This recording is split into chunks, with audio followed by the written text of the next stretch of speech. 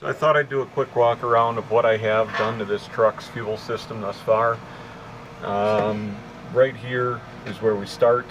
I make a kit to replace the stock fuel filter with a dual fuel filter setup, which automatically flows better and of course is a lot easier if you ever do plug up a filter on the side of the road, because let's face it, a spin-on's a lot easier to change than one of those canisters. I'm sure there's somebody out there that's going to argue that fact with me, but hey, whatever. The only thing that I'd like to do differently is this port. I don't like it because it's an inverted flare. It's an expensive flare, so therefore fitting, so therefore it costs. It's what really jumps the cost of the system up.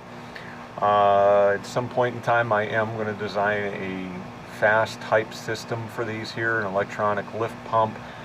That would mount right there on the frame rail somewhere to just pull the fuel right away from the tank and kick it on up. So as we come to the front of the truck, right here you will see my dual fuel filter setup.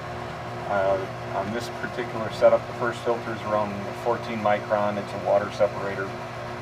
And then the second filter, I drop it down to 2 micron.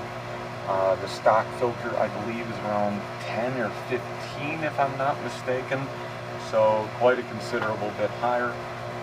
Then as you come around, again, my kits come with a brand new fuel line to even run over to the injection pump. So with the injection pump, you see that I drilled out the ball bearing in the throttle lever there so I can adjust my fuel flow. I replaced the button as well. I went from a 32 in this truck down to a 20. As we go up, you'll see that is not your stock 923, 939 series, whatever, shutoff valve. That is where my new fuel system starts.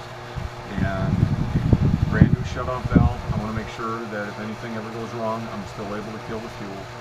I'm going to see if I can adapt that to work with the cable. Then I have one fuel line right there with the 90 degree right above the red lever. That goes to the back head. And this overly long line right here that curves around, that goes to the front head. Originally when I designed the system, I needed that 90 because I just tapped into the steel line. Then I said, you know what, forget it. I'm going full bore and replacing both lines. So technically right now I don't need the 90. I could just flip the T over that's on top of the valve and get away with a straight input, which again, cheaper lines means cheaper kits. And this line here, the front line, I made it about 4 inches too long. So again, 4 inches means an awful lot, definite cost savings. I've got no leaks in the system right now. I love this idea. I can't wait to get it on the road and get video of it on the road for everybody. But anyway, if you're wondering about the dual fuel line setup for your M939 series truck with the 250 Cummins, well worth it. Well worth every bit of it. This truck sounds meaner, and I'm sure she'll pull a lot better too. Thanks for watching.